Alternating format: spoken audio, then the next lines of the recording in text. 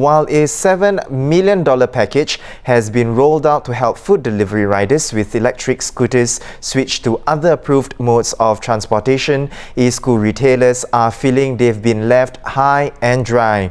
Now, following the surprise e-scooter ban that took effect last Tuesday, retailers told the Straits Times they were hit hard by the ban.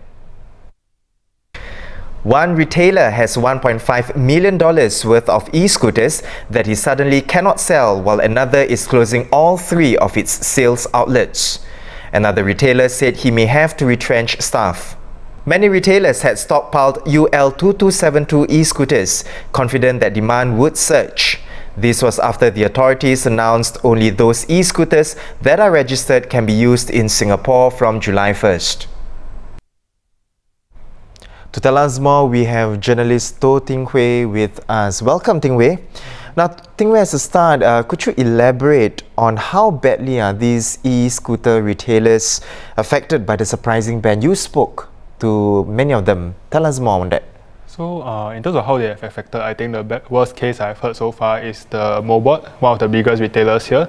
So they are expecting to lose about $1.5 million as a result of the ban, and this is due to all the stocks that they have in their warehouse.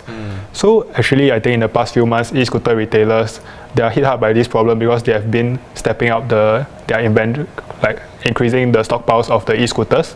Because in August, the government announced that it would move forward a deadline for devices with a safety certification to to allow only devices with a safety certification on the road. So I think it was moved to July next year. So in anticipation of that, a lot of retailers have started bringing in these certified devices. Just to put that into context, we have about 100,000 registered devices, e-scooters in Singapore, and I think the last update was that probably around 90% of them uncertified.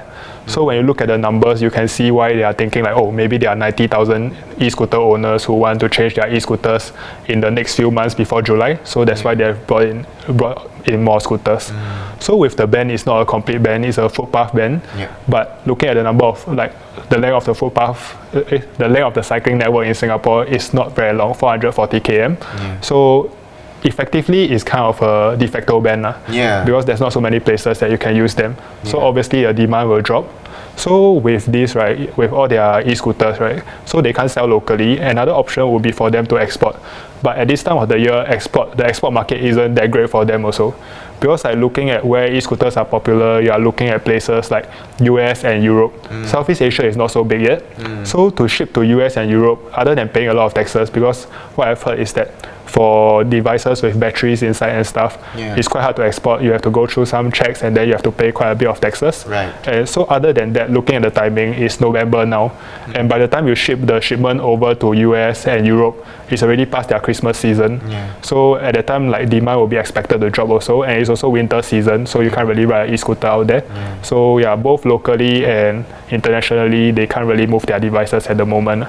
I think, could these retailers tap on the financial assistance scheme that's been rolled out?